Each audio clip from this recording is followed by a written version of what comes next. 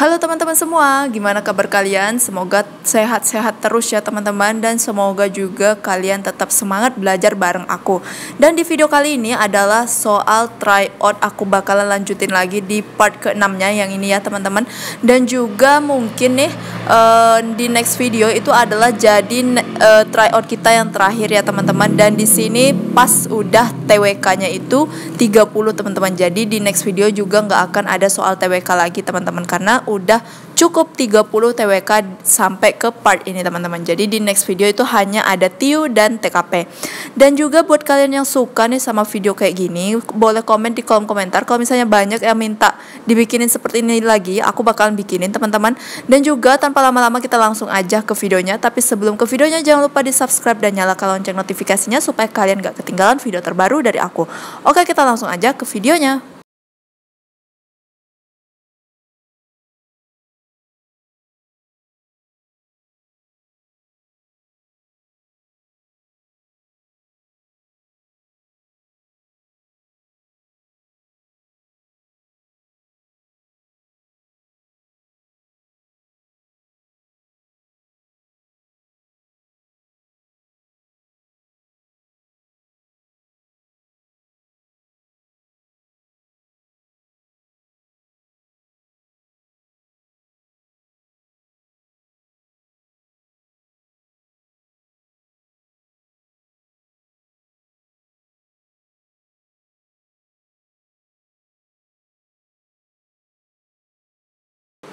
Oke teman-teman, sebelum kita lanjut ke soal pembahasan selanjutnya, aku di sini mau merekomendasikan sebuah website yang super duper lengkap banget. Itu kalau bukan apalagi tentang Sobat CPNS teman-teman. Nah, aku tuh nggak bosan-bosannya ya mengingatkan kalian untuk mendaftar atau menjadi member premium di Sobat CPNS, karena itu memang lengkap banget teman-teman. Karena di Sobat CPNS ini kalian bisa dapetin paket tryout soal sebanyak 15 soal teman-teman.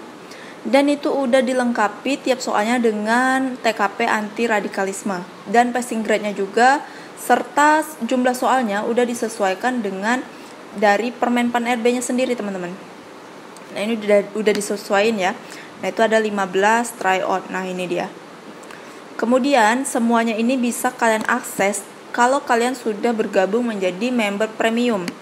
Nah, kalau misalnya kalian belum menjadi member premium, kalian juga bisa tetap mengakses tryout ini dengan menggunakan fitur yang gratis ini teman-teman. Nah, kalian tinggal klik aja mulai tes, terus nanti kalian ikut tes seperti biasanya. Kemudian selain tryout juga ada latihan singkat atau mini TO, yaitu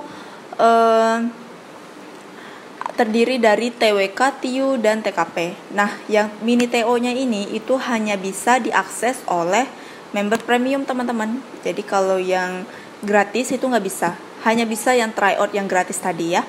Kemudian setelah itu juga mereka ada materi dan modul. Nah, ini materinya itu adalah terdiri dari TWK, TIU, dan TKP teman-teman. Nah, ini di sini kalian juga berlaku untuk member premium ya. Nah, jadi kalian kalau mendaftar Sobat CPNS ini, kalian juga udah bisa dapetin tryout-nya, kemudian mini TO-nya, kemudian materi terkait TWK, TIU, kemudian TKP teman-teman. Dan ini tuh dalam bentuk PDF dan bisa kalian download teman-teman. Dan bisa kalian baca dimanapun dan kapanpun. Terus selain materi, itu juga kalian udah dapat modul nih teman-teman. Nah, ini yang membedakan dia dengan website lain ya. Ini udah ada modulnya sendiri teman-teman, yaitu dimana dengan modul sebanyak 10 ini ya teman-teman, 10 buah, kemudian mendapatkan materi, kemudian latihan mini TO dan tryout soal, itu kalian bisa dapetin dengan harga hanya 65.000 teman-teman. Jadi kalau misalnya kalian hanya beli buku nih, misalnya bukunya itu targetnya 65.000, kalian hanya dapat buku teman-teman, tapi kalian nggak dapat cara tryout soal. kalian nggak bisa menguji kemampuan kalian dan pressure tentang waktu, teman-teman. Nah, jadi kalau di sini kalian udah bisa dapetin buku, kemudian kalian udah bisa dapetin materinya, dan kalian juga bisa menguji kemampuan kalian di sini, di try on. Nah, jadi tunggu apa lagi? Kalian silakan aja klik link yang udah aku cantumin di description box aku. Terus nanti kalian klik aja link di situ dan bakal diarahin untuk ke website Sobat CPNS ini. Oke, kita lanjut lagi ke soal yang selanjutnya. Oke teman-teman, kita bahas soal nomor 1 ya. Nah, soal nomor 1 kita baca bareng-bareng. Rasa persatuan dan kesatuan rakyat Indonesia sangat dinamis. Demi memupuk rasa persatuan dan kesatuan tersebut perlu diperhatikan tentang. Oke teman-teman, di sini ada kata kuncinya bahwa rasa persatuan dan kesatuan rakyat Indonesia itu sangat bersifat dinamis ya. Dinamis itu artinya adalah bisa berubah-ubah teman-teman, bisa berubah-ubah ya. Nah, kemudian gimana sih cara apa sih yang perlu diperhatikan supaya rasa persatuan dan kesatuan tersebut tetap terpupuk dengan baik nih teman-teman. Nah, karena Indonesia tuh rentan banget ya sama perpecahan, karena itulah yang karena terlalu banyak keberagaman itu teman-teman, jadi tuh bisa rentan terhadap perpecahan gitu. Nah, jadi yang perlu diperhatikan itu kira-kira apa teman-teman? A. Kebijakan otonomi daerah. B. Perluasan wilayah NKRI. C. Kinerja aparatur negara. D. Perencanaan pembangunan nasional. E. Proses pemilihan kepala daerah. Oke, mungkin menurut aku ya yang E sama yang C ini aku eliminasi. Mungkin jawabannya bukan yang C sama E ya teman-teman, antara A, B, dan D. Nah, menurut aku nih kayaknya benar semua ya, yang A, B, kemudian yang D. Tapi di sini yang poin paling pentingnya ya teman-teman yang dicari. Nah, kalau aku nomor 1 ini adalah jawabannya D teman-teman. Perencanaan pembangunan nasional. Nah, perencanaan pembangunan nasional itu ada yang disingkat dengan rencana pembangunan jangka panjang ya kan. Ada juga yang jangka menengah gitu kan. Nah, apa sih tujuan dari perencanaan pembangunan nasional ini teman-teman? Nah, ini adalah PR kalian. Coba kalian search di Google. Tujuan perencanaan pembangunan nasional. Nah, ini kira-kira tujuannya untuk apa ya teman-teman? Nah, oke. Tujuan perencanaan ini, kalau misalnya perencanaan tersebut tidak merata nih teman-teman, misalnya hanya di kota saja nih yang dibangun kayak sekolah, kemudian gedung-gedung mungkin gedung-gedung pejabatnya kayak gitu kan, dan fasilitasnya itu lebih dibanyak ke pusat. Mungkin itu bakalan menimbulkan yang namanya cemburu sosial teman-teman. Nah, kalau sudah terjadinya kecemburuan sosial itu takutnya rasa persatuan dan kesatuannya itu semakin lama semakin pudar teman-teman. Jadi itu yang sangat perlu diperhatikan adalah perencanaan pembangunan nasional. Nah, jadi pemerintah Indonesia itu harus memperhatikan banget nih tentang perencanaan pembangunan supaya merata ke seluruh Indonesia teman-teman, dari Sabang sampai Merauke, sehingga tidak memicu yang namanya kecemburuan sosial kayak gitu teman-teman. Nah, jadi menurut aku jawabannya yang D ya teman-teman. Kalau misalnya kalian kurang setuju, silakan komen di kolom komentar teman-teman, karena ini tuh soalnya kayak lebih ke penalaran ya teman-teman. Oke, sertakan alasan kalian di kolom komentar kalau misalnya jawaban kalian berbeda sama aku ya. Oke, kita next lanjut ke soal nomor 2. Oke teman-teman, di sini aku bakalan lanjut lagi ya pembahasan nomor 2. Apabila diperhatikan dengan seksama, kunci utama bagi keberhasilan berbagai upaya dan kebijakan pemerintah dalam mengatasi masalah ekonomi yang dihadapi bangsa Indonesia saat ini. Oke, yang ini ditanyakan adalah kunci utama keberhasilan upaya dan kebijakan pemerintah dalam mengatasi masalah ekonomi yang dihadapi oleh bangsa Indonesia saat ini. Itu apa teman-teman? Kira-kira kunci utamanya. Nah, yang A, pengembangan proyek-proyek strategis. B, peningkatan kesejahteraan rakyat. C, pungutan pajak yang proporsional. D, penegakan hukum secara konsekuen. E, pembinaan kesadaran warga negara. Oke teman-teman, di sini juga awalnya aku bingung ya, mau jawab soal ini tuh yang mana. Menurut aku kayaknya semua itu benar. Dan ini tuh contoh soal TWK penalaran teman-teman, TWK HOTS ya. Karena nggak cukup sekali aja kita baca, itu langsung ketemu jawabannya teman-teman. Tapi harus kayak lebih diperdalam lagi nih analisis kita. Nah, jadi tuh awalnya aku bingung mau pilih yang mana. Tapi ini menurut pribadi aku ya, berdasarkan analisis aku, kemudian berdasarkan hasil pencarian aku teman-teman. Nah kalau misalnya jawaban aku itu berbeda sama kalian, coba komen di kolom komentar, dan juga jangan lupa disertakan alasan yang logis ya teman-teman. Nah di sini menurut aku jawaban yang paling tepatnya, kunci utamanya itu adalah yang ini teman-teman, yang A, pengembangan proyek-proyek strategis. Kenapa aku pilih yang A, kenapa aku nggak pilih yang B? Nah yang A ini dari pengembangan proyek atau infrastruktur secara yang strategis itu dapat meningkatkan kesejahteraan rakyat teman-teman.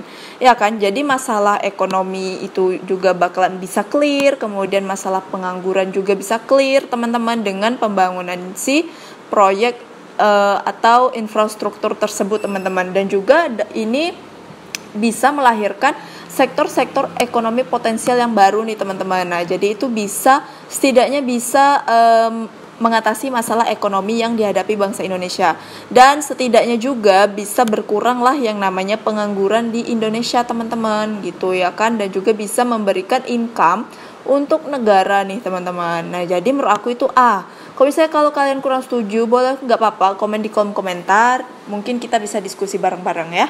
Oke, kita lanjut lagi ke soal nomor 3. Oke teman-teman, kita lanjut lagi ke soal nomor 3. Mari kita baca bareng-bareng. Kepada warga negara, pemerintah mengatur dan memberikan hak-hak yang sama dengan asumsi bahwa warga negara memiliki kedudukan yang sama di hadapan hukum dan pemerintah. Hak-hak yang dimaksud adalah, di sini yang ditanyakan adalah bahwa setiap orang itu pemerintah mengatur dan memberikan hak yang sama nih, dengan asumsi bahwa warga negara memiliki kedudukan yang sama di hadapan hukum dan pemerintah. Nah, kira-kira hak yang dimaksud itu adalah hak yang mana nih teman-teman? Nah, kalau soal yang kayak gini nih teman-teman, kalian harus, kalau aku ya, trik dari aku itu, aku bakalan cari yang salah menurut aku. Nah, yang salah itu bakalan aku eliminasi teman-teman. Nah, coba kita lihat ya. Nomor 1, hak menguasai hajat hidup orang banyak. 2, hak dan kewajiban membela negara. 3, hak menggantikan budaya daerah tertentu. Nah, ini ada kata negatifnya, itu adalah hak menggantikan budaya daerah tertentu.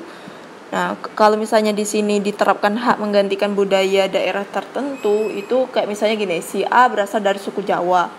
Kemudian si B berasal dari suku, misalnya suku Papua gitu kan. Nah, kalau kalian yang si A itu mau mengganti suku budayanya Papua dengan Jawa, itu bakalan terjadi yang namanya bentrok teman-teman, yang ada bisa memicu pertikaian. Nah, jadi yang nomor 3 itu kita eliminasi. Nah, kita kembali ke option, berarti yang ada poin 3-nya kita eliminasi semua teman-teman. Yang A ini aku eliminasi, kemudian C juga, D juga, E juga. Nah, ternyata tersisa jawaban yang B nih teman-teman. Coba kita lihat yang B, 2, 4, 6. 2, hak dan kewajiban membela negara.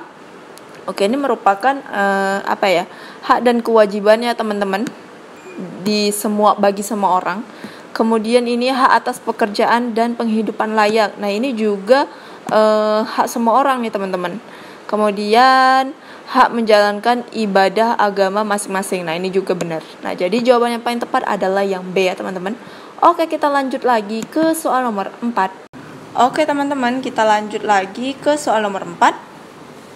Nah, coba kita langsung aja ya baca ke inti pertanyaannya. Sikap dari aktris Marissa Nasution merupakan bentuk pengamalan sila ke. Ini adalah yang ditanyakan tentang pengamalan sila ya teman-teman. Nah, coba kita baca dulu informasi yang diberikan. Ikutan pemilu 2019, sederet artis Indonesia ini nyoblos di luar negeri. Besok, Rabu 17 April 2019, rakyat Indonesia akan melaksanakan pemilu 2019, termasuk WNI yang berada di luar negeri. Hanya saja mereka lebih dulu melaksanakan pemilu ketimbang di Indonesia, seperti aktris cantik Marissa Nasution, yang sekarang sudah menetap di Singapura mengikuti sang suami. Ibu satu anak ini tidak mau melewatkan kesempatan untuk menggunakan hak pilihnya pada pemilu 2019. Gaya Marissa Nasution pun sederhana, hanya menggunakan long dress berwarna putih dan tampil natural. Tak lupa memamerkan jari ungu usai mencoblos di akun Instagramnya. Di sini tuh ada dia ikut serta melaksanakan pemilu ya. Nah, dia ikut serta tidak mau melewatkan kesempatan untuk menggunakan hak pilihnya gitu kan pada pemilu. Terus dia tampilan dia itu sederhana banget nih teman-teman. Itu hanya menggunakan long dress yang berwarna putih dan tampil natural. Nah, kira-kira menurut kalian ini tuh sila keberapa teman-teman? Kita tahu ya bahwa kalau menggunakan hak pilih kita ataupun ikut melaksanakan pemilu itu udah masuk ke sila keempat ya teman-teman. Sila keempat, demokrasi ya kan. Nah, kemudian di kalimat ini juga ada kalimat gaya Marissa Nasution pun sederhana, hanya menggunakan long dress berwarna putih dan tampil natural. Nah, ada kata sederhana, di mana kata sederhana ini tuh bisa masuk juga ke sila 5. Nah, menurut kalian ini kira-kira sila keempat atau sila kelima? Teman-teman coba komen di kolom komentar. Oke, di sini yang paling ditekankan di soal itu membahas tentang hak pilihnya teman-teman. Ya kan? Berarti di soal ini inti yang dibahas itu adalah dia menggunakan hak pilihnya pada pemilu 2019 teman-teman. Nah, sedangkan kata ini gaya Marissa Nasution pun sederhana, itu hanya kayak pelengkapnya aja teman-teman, pengecohnya aja teman-teman, biar kalian tuh bingung antara sila keempat atau sila kelima. Tapi dalam satu narasi ini yang dibahas itu semuanya tentang pemilu. Kemudian ada lagi kan di kalimat belakangnya, tidak lupa juga memamerkan jari ungu usai mencoblos di akun Instagramnya. Nah, sikap aktris Marissa Nasution itu merupakan bentuk pengamalan sila yang keempat teman-teman, yaitu menggunakan hak pilihnya pada pemilu 2019 teman-teman. Nah, jadi ini bukan sila kelima ya teman-teman, kecuali nih kalau dalam satu narasi ini lebih banyak membahas tentang gaya hidup sederhananya ketimbang pemilunya ini teman-teman. Gitu ya teman-teman. Oke, kita lanjut lagi ke soal TWK yang terakhir. Oke teman-teman, kita bahas ke soal TWK yang terakhir. Nah, berarti nanti ini kan udah 30 soal TWK-nya ya teman-teman. Jadi ini adalah soal TWK terakhir kalian di tryout ini. Karena untuk di video selanjutnya bakalan gak aku letak lagi video soal tentang TWK ya teman-teman, karena ini adalah soal yang terakhir. Dan ini juga udah masuk ke part ke-6, jadi udah pas ya 30 soal TWK. Nah, kita coba bahas lanjut lagi ke soalnya. Yang ditanyakan adalah peristiwa di atas mengandung makna. Coba kita baca info yang terkaitnya nih. Pada tanggal 1 Oktober 2005, pemerintah SBY JK harus menaikkan harga BBM. Kenaikan tersebut berimbas pada situasi perekonomian tahun-tahun berikutnya. Pemerintah SBY JK memang harus menaikkan harga BBM dalam menghadapi tekanan APBN yang semakin berat atas lonjakan harga minyak dunia. Oke, peristiwa ini itu mengandung makna apa teman-teman? Oke, di mana pada tahun 2005 itu harga minyak di dunia teman-teman itu naik ya, drastis ya harganya. Nah, jadi ketentuan atau kebijakan SBY itu ada dua pilihan teman-teman. Oh ya, kalian bisa search juga di Google, kalian bisa baca sendiri juga di Google teman-teman, bahwa kebijakan pertama itu plan A-nya itu adalah tetap dengan harga segitu, tapi APBN negara itu bisa ambiar.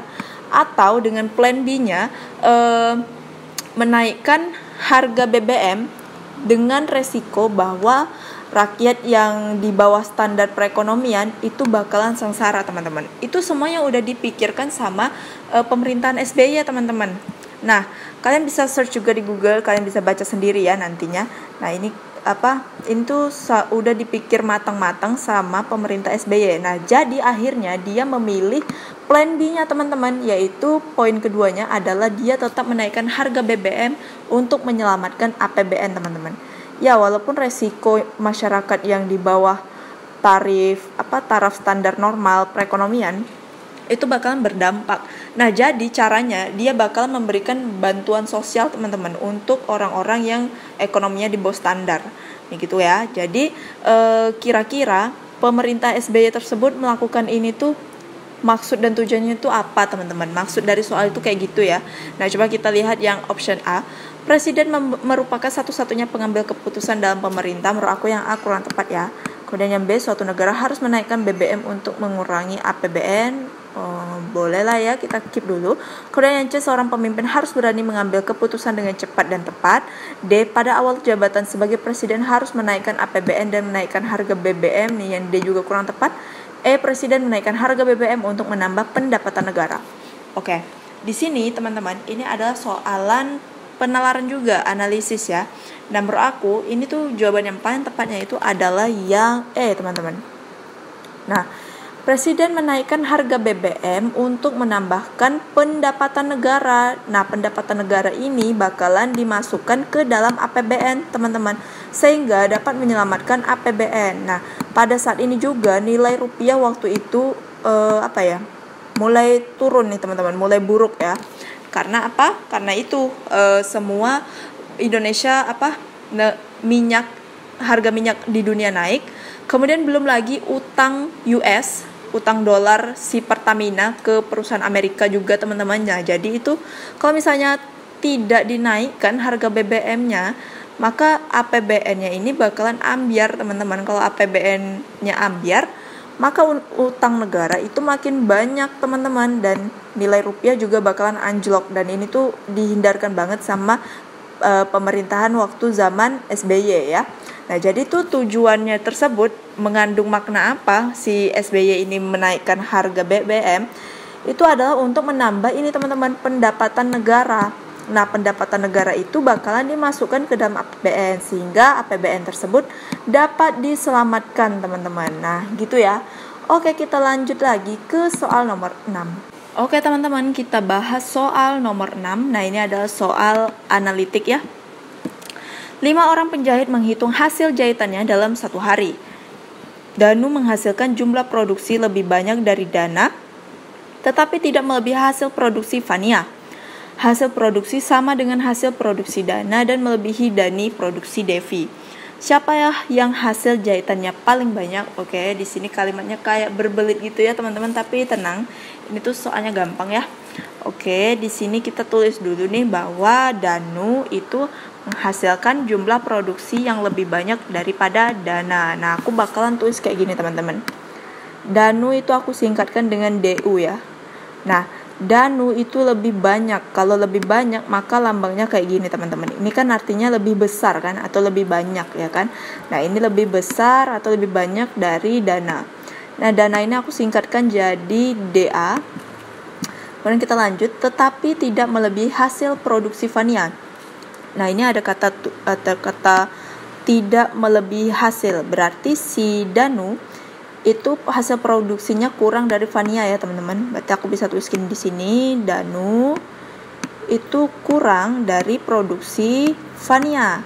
Nah, kalau misalnya kurang atau sedikit, nah itu lambangnya kayak gini, teman-teman. Kurang dari ya kan. Kalau kayak gini tuh banyak atau lebih gitu. Nah, kemudian kita lanjut lagi, hasil produksi sama dengan hasil produksi Dana dan melebihi Dani produksi Devi. Oke, ini dibalik ya, teman-teman. Maksudnya ini tuh supaya untuk mempersulit kalian aja nih. Ini sebenarnya produksi Devi itu sama dengan hasil produksi Dana dan melebihi Dani. Nah, gitu teman-teman maksud kalimatnya ya. Berarti di sini aku tulisin Devi, itu aku singkat dengan DE. Itu sama dengan hasil produksi Dana. Berarti lambangnya adalah sama dengan ya, teman-teman. Hasil produksi Dana. Nah, berarti Devi hasilnya sama dengan si Dana. Dan produksi Devi itu melebihi Dani ya, teman-teman. Berarti lebih banyakkan produksi Devi daripada produksi Dani. Maka lambangnya itu adalah lebih dari ya. Dani aku singkatin dengan DI ya, teman-teman. Oke. Nah, kalau udah kayak gini, kita tinggal buat urutannya aja, teman-teman. Yaitu Danu itu menghasilkan jumlah produksi yang lebih banyak dari Dana ya. Berarti Danunya di sini. Kemudian berarti Dananya di belakang Danu ya. Nah, kemudian Danu itu penghasilannya produksinya kurang dari Fani. Berarti kemungkinan Faninya itu ada di sini. Nah, kemudian Devi sama dengan Dana. Oke. Berarti aku tuliskan di sini ya, karena dia sama. Jadi setara nih, teman-teman, posisinya. Nah, ini dia Devi. Kemudian Devi lebih dari Dani. Nah, berarti Dani di belakangnya, teman-teman. Di belakang si Devi dan Danu. Devi dan Dana, teman-teman. Nah, gini ya. Nah, jadi siapa yang hasil jahitannya paling banyak, teman-teman? Jelas Fania ya, teman-teman. Karena dia yang paling banyak nih, di paling depan di antara mereka semua. Jadi jawabannya adalah yang B gitu ya, teman-teman. Gampang kan? Oke, kita lanjut lagi ke soal nomor 7. Oke teman-teman, kita kerjain dulu soal nomor 7 nih. Diketahui X sama dengan akar 1/16 tambah akar 1/16 dan Y sama dengan akar 1/16 tambah 1/16. Oke, maka berlaku. Nah, kita nilai X-nya ini adalah akar dari 1/16 itu adalah 1/4. Ya kan? Nah, kemudian ditambah dengan 1/4. Nah, ini hasilnya adalah 2/4. 2/4 itu adalah setengah ya teman-teman, atau 0,5. Nah kemudian ini Y. Nah Y adalah akar 1/16 tambah akar 1/16. Nah ini jadinya harus kayak gini teman-teman, karena ini tambah jadi kita nggak bisa bikin kayak gini ya, kecuali kali. Jadi 1/16 itu kita tambahkan dengan 1/16 dan penyebutnya ini juga udah sama, yaitu adalah 2/16. Nah kemudian ini bisa kita jadikan kayak gini teman-teman, akar 2 per akar 16 teman-teman. Nah ini adalah berapa teman-teman? Ini karena akar 2 itu nggak bisa kita kecilin ya, jadi ini di depannya kalau nggak ada angka berarti 1 ya, berarti 1 per, nah akar 16 itu adalah 4. Nah kemudian kita tinggal tulis aja di sini akar 2 teman-teman. Nah jadi ini yang nilai Y-nya adalah 1/4 akar 2, kemudian yang X adalah setengah. Nah kira-kira mana yang besar nih teman-teman? Oke, jadi di sini jawabannya adalah X lebih besar dari Y teman-teman ya. Jadi jawabannya adalah yang A. Oke, kita lanjut lagi ke soal nomor 8. Oke teman-teman, kita lanjut lagi ke soal nomor 8. Jika kabut asap makin tebal, maka penglihatan berkurang. Jika bantuan pemerintah meningkat, maka api cepat padam. Kabut asap makin tebal atau api tidak cepat padam, teman-teman. Oke, di sini kita bisa menggunakan rumus yang kayak gini ya, teman-teman, modus, yaitu ini aku tulis di sini. Yang khusus yang ininya, jika kabut asap makin tebal, maka penglihatan berkurang. Kemudian di sini kabut asap makin tebal. Nah, berarti jika P maka Q. Nah, di sini adalah P ya, kabut asap makin tebal itu aku simbolkan dengan P. Nah, ini tuh bisa kita coret. Nah, Q-nya itu adalah penglihatan berkurang ya, teman-teman. Berarti kita benarkan dulu nih yang ada pernyataan penglihatan berkurang. Yang A ini oke, kemudian yang B ini salah ya, teman-teman, karena penglihatan tidak berkurang. Oke, salah ya. Kemudian yang C oke. Kemudian yang D, jika bantuan pemerintah, ini juga bukan. Kemudian yang E, jika kabut. Nah, ini yang E juga bukan. Berarti antara A sama C ya, teman-teman. Kemudian kita cocokin lagi nih. Jika bantuan pemerintah itu kita misalkan lagi dengan P, maka Q, yaitu maka api cepat padam. Kemudian atau api tidak cepat padam. Api tidak cepat padam. Negasi ya, teman-teman. Negasi Q. Nah, ini Q-nya bisa kita coret, maka kesimpulannya adalah negasi P. Ya kan, kalau negasi P artinya bantuan pemerintah tidak meningkat, ya kan? Nah, jadi jawabannya mana nih? Coba kita bandingkan A sama C. Yang A bantuan pemerintah tidak meningkat, oke. Kemudian yang C bantuan pemerintah meningkat. Nah, jadi yang C ini salah ya, teman-teman. Jadi yang paling tepat adalah yang A. Gitu ya, teman-teman. Oke, kita lanjut lagi ke soal nomor 9. Oke teman-teman, kita lanjut ke soal nomor 9 nih. Nah ini soal analogi lagi ya. Bukan soal analogi teman-teman, analitik. Oke. Farhan menyenangi buku-buku fiksi, Meta penggemar komik dan ensiklopedia, Mayang membeli segala macam novel dan beberapa kamus, Irfan penggemar biografi, sedangkan Sonya menyukai buku-buku non-fiksi. Oke, jika dibuat kelompok pembaca beranggotakan 3 orang, susunan anggota yang paling sesuai adalah, di sini maksudnya adalah orang yang pembaca non-fiksi, teman-teman. Ya kan? Dan ini tuh kata kuncinya ada beranggotakan 3 orang. Nah, gitu ya, teman-teman. Kalau misalkan jadi ini yang bisa kita ambil itu adalah yang non-fiksi. Siapa-siapa aja yang suka baca buku non-fiksi. Itu jelas ada si Sonya ya, teman-teman. Ada si Sonya, kemudian Irfan penggemar biografi. Nah, biografi ini adalah buku non-fiksi juga. Kemudian si Mayang itu suka baca novel. Novel itu non-fiksi ya teman-teman. Kemudian Meta penggemar komik dan ensiklopedi. Nah, jadi si Meta ini suka ensiklopedi. Ensiklopedi ini merupakan buku non-fiksi. Jadi orang-orangnya adalah Meta, Irfan, dan Sonya, yaitu B. Nah, ini jawabannya adalah yang B ya teman-teman. Gitu ya teman-teman. Oke, kita next lagi ke soal yang terakhir. Oke teman-teman, kita lanjut lagi ke soal TIU yang terakhir. 5 orang membangun jembatan untuk sungai dan selesai dalam waktu 20 hari. Jika jembatan ingin diselesaikan dalam 4 hari, maka berapa orang yang diperlukan untuk menyelesaikannya? Oke, ini kita pakai perbandingan ya teman-teman. Nah, 5 orang itu dapat selesai dalam waktu 20 hari. 20 hari. Kemudian, kalau dia mau bikin jembatan tersebut selesai dalam 4 hari, teman-teman, maka orang yang diperlukannya itu berapa? Nah gitu ya, karena ini belum tahu, aku misalkan dulu dengan X. Nah kira-kira ini pakai perbandingan senilai atau berbalik nilai, teman-teman coba komen di kolom komentar. Nah ini karena dia butuh waktunya sedikit alias diperkecil nih waktunya, maka orang yang dibutuhkan itu harus lebih besar teman-teman.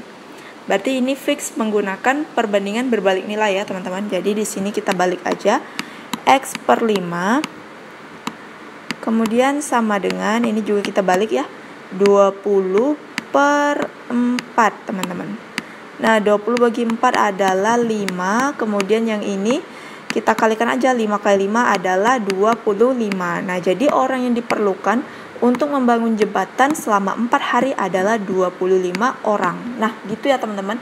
Oke, kita lanjut lagi ke soal TKP. Oke, teman-teman, di sini soal TKP kita baca bareng-bareng. Dina adalah seorang mahasiswa kedokteran. Di tengah perkuliahan dia mengalami depresi berat karena orang tuanya meninggal akibat kecelakaan, sehingga dia berobat sampai sembuh dan bisa menyelesaikan kuliahnya. Setelah selesai kuliah, dia ingin melanjutkan sekolah spesialis tetapi ditolak oleh panitia seleksi karena ada riwayat gangguan kejiwaan tersebut. Menurut Anda, tindakan panitia seleksi itu adalah? Oke, kira-kira tindakan panitia seleksi tersebut bijak atau tidak, teman-teman? Nah, dia tuh memang ada ini ya, riwayat depresi ya, karena dia sempat mengalami depresi karena orang tuanya itu meninggal akibat kecelakaan. Nah, terus dia mau sekolah spesialis nih, tapi ditolak karena dia punya riwayat gangguan kejiwaan. Nah, menurut kalian gimana sih tindakan panitia seleksi tersebut? Apakah itu bijak atau tidak, teman-teman? A. Seharusnya panitia itu memberi kesempatan pada Dina. B. Seharusnya diterima saja karena Dina sudah sembuh dan tidak akan berpengaruh apa-apa. C. Tidak tepat karena panitia telah melanggar HAM. D. Tepat karena orang dengan gangguan jiwa bisa meresahkan. E. Sangat tepat karena jika sewaktu-waktu gangguan jiwanya kambuh bisa membahayakan pasien. Oke teman-teman, nah jelas ya kalau yang option D sama E itu aku eliminasi ya teman-teman. Nah si Dina itu kan udah sembuh dia teman-teman. Nah dia tuh kan udah berobat juga, kemudian udah sembuh. Bahkan dia sampai bisa menyelesaikan kuliahnya teman-teman. Nah jadi tindakan panitia seleksi tersebut kurang bijak ya teman-teman kalau menurut aku. Mungkin kalau menurut kalian bijak, coba komen di kolom komentar dan juga jangan lupa disertain alasan yang logis ya. Kemudian yang A, seharusnya panitia itu memberi kesempatan pada Dina. Ini benar ya teman-teman. Bagus sih ya kan. Yang B, seharusnya diterima saja karena Dina sudah sembuh dan tidak akan berpengaruh apa-apa. Boleh ya. Kalau yang C tidak tepat karena panitia telah melanggar HAM. Oke, telah melanggar HAM yaitu tentang kebebasan orang lain untuk mendapatkan pendidikan ya. Nah gitu. Nah, jadi menurut kalian jawaban yang paling tepat itu yang mana sih? Menurut kalian tindakan panitia seleksi itu? Oke, kalau menurut aku poin 5-nya itu adalah di A, teman-teman. Seharusnya panitia itu memberikan saja kesempatan pada Dina, teman-teman, karena dia kan sudah sembuh nih. Dan dia juga sudah mengobati depresinya tersebut. Bahkan dia bisa menyelesaikan kuliahnya sendiri, teman-teman. Gitu. Nah, kalau yang B seharusnya diterima saja karena Dina sudah sembuh dan tidak akan berpengaruh apa-apa. Oke, yang poin B ini benar juga ya, tapi udah masuk ke dalam poin yang option A, teman-teman. Kemudian yang C tidak tepat karena panitia telah melanggar HAM. Oke, ini juga bagus ya, teman-teman. Tapi yang paling tepat itu adalah yang A. A itu poinnya 5, kemudian yang B itu poinnya 4, dan C adalah poinnya 3.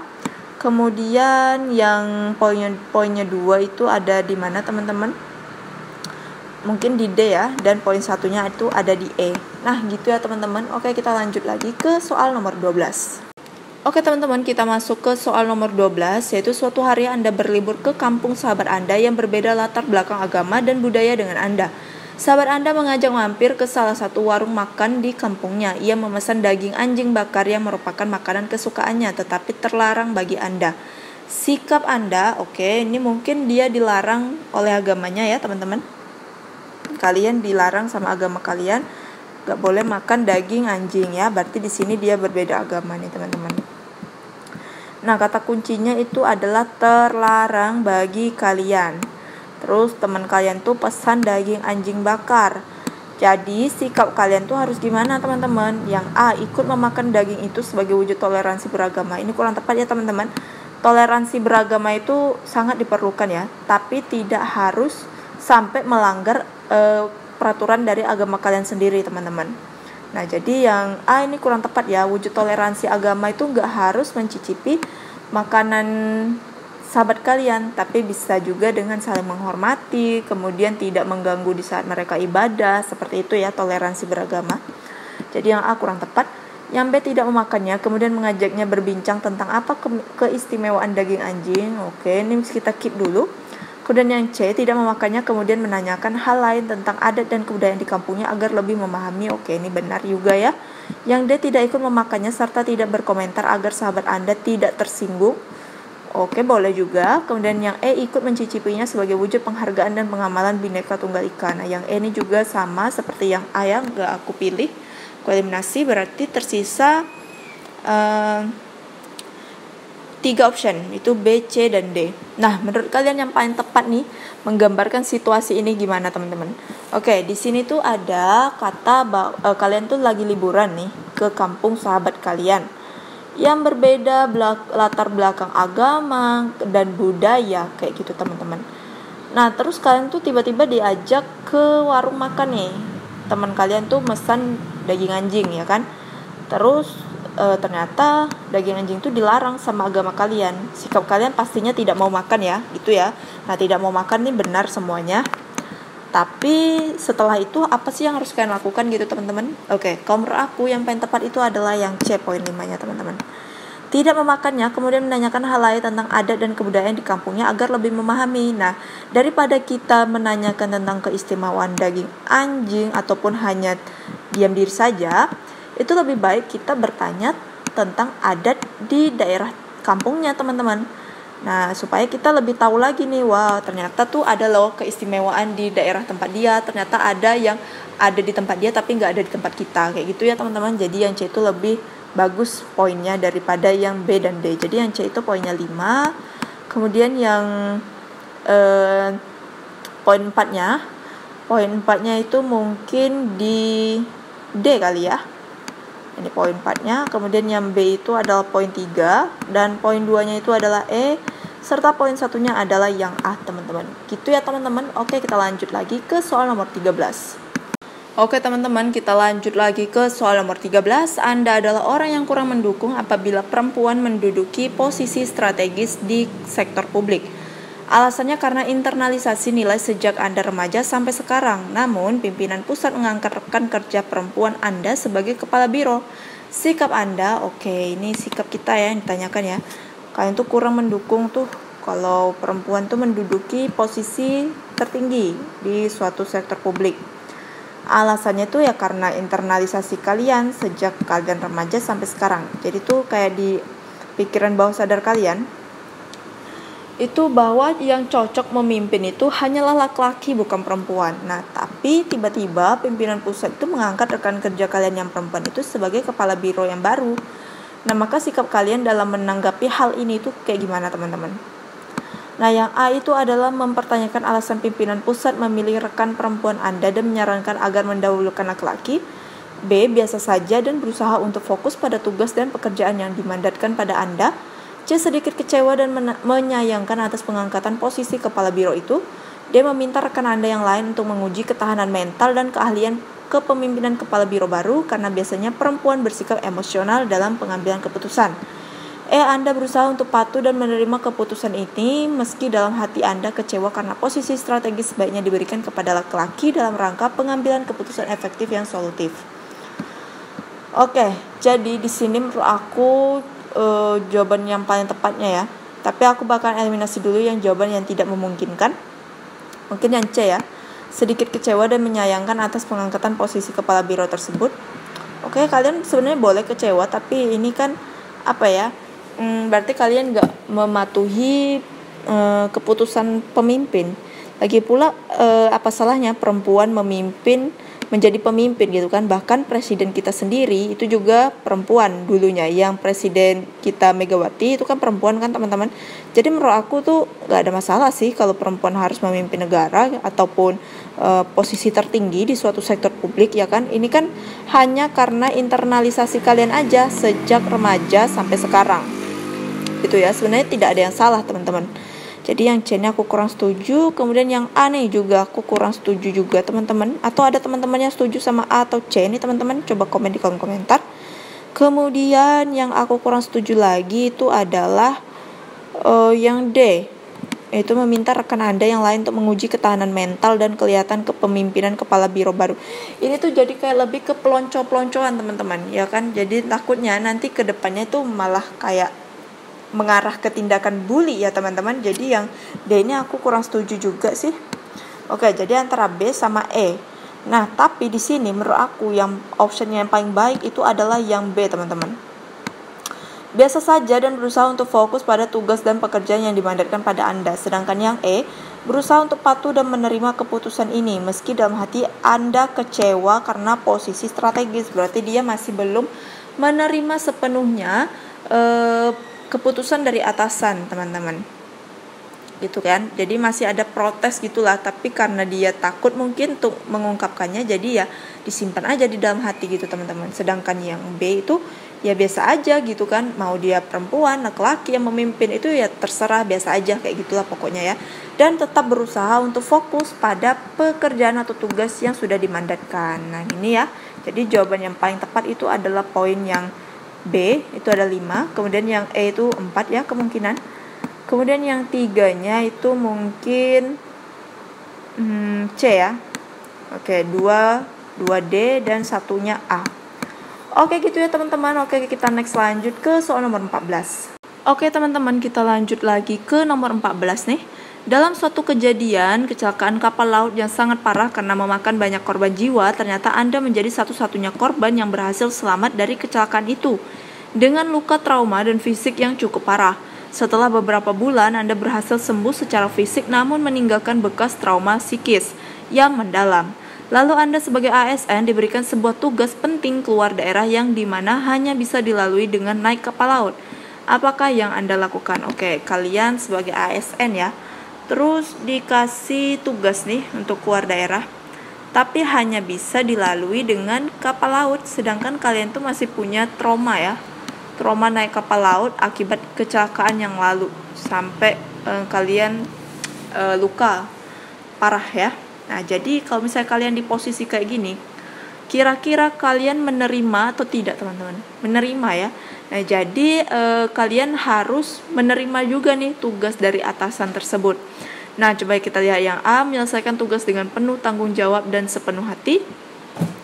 B, menyelesaikan tugas dan tetap berpegang teguh menjadi seorang ASN. C, tidak akan menolak karena merupakan amanah yang diberikan atasan. D, menerima tugas dengan penuh semangat dan siap dengan segala resiko yang akan dihadapi. E, tetap menuruti perintah atasan sembari mempersiapkan segala hal yang diperlukan saat dinas nanti. Oke teman-teman, kira-kira kalau kalian di posisi ini, apa sih yang harus kalian jawab teman-teman? Oke, menurut aku ini bakalan kita eliminasi dulu ya. Ini sebenarnya kayak gak ada yang perlu dieliminasi ya teman-teman, karena menurut aku tuh kayak jawabannya tuh benar semua gitu ya. Nah jadi, tapi mungkin dari jawaban yang baik ini pasti ada terselip jawaban yang paling baik diantaranya teman-teman. Oke, menurut aku jawaban yang paling tepat itu adalah yang A ya teman-teman, poin 5-nya. Itu ada menyelesaikan tugas dengan penuh tanggung jawab dan sepenuh hati. Berarti dia ikhlas ya teman-teman. Kemudian dia juga menyelesaikan tugas tersebut dengan penuh tanggung jawab nih. Nah, jadi poin 5-nya itu adalah yang A, kemudian yang B menyelesaikan tugas. Ini sama-sama menyelesaikan tugas ya. Nah, dan tetap berpegang teguh menjadi ASN. Nah, bedanya itu di sini, teman-teman. Nah, kalau yang A itu kan ada tanggung jawab dan sepenuh hati, berarti ikhlas ya kan. Nah, tanggung jawab ini juga masuk ke nilai integritas ya, teman-teman. Jadi ini adalah ASN yang berintegritas. Nah, tetap berpegang teguh menjadi seorang ASN. Oke, jadi yang B ini kemungkinan poinnya adalah 4 ya, teman-teman. Kemudian yang C tidak akan menolak karena merupakan amanah yang diberikan atasan. Oke, ini juga baik ya, tapi kurang tepat. Maksudnya bukan kurang tepat, tapi ada yang lebih baik lagi.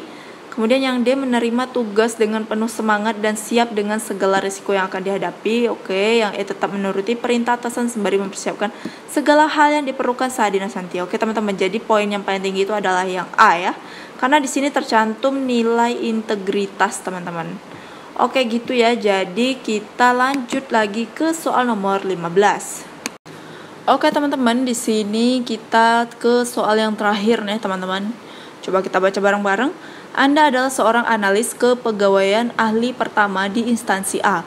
Beberapa bulan sebelum penerimaan CPNS, instansi Anda mendapatkan surat edaran dari Kemenpan RB untuk menyampaikan informasi ke dalam sistem. Anda pun ditugasi atasan untuk membuat anjab beserta kebutuhannya untuk kemudian diperiksa dan disetujui atasan. Atasan Anda pun setuju dengan anjab dan kebutuhan yang Anda buat dan Anda ditugasi untuk memasukkannya ke dalam sistem.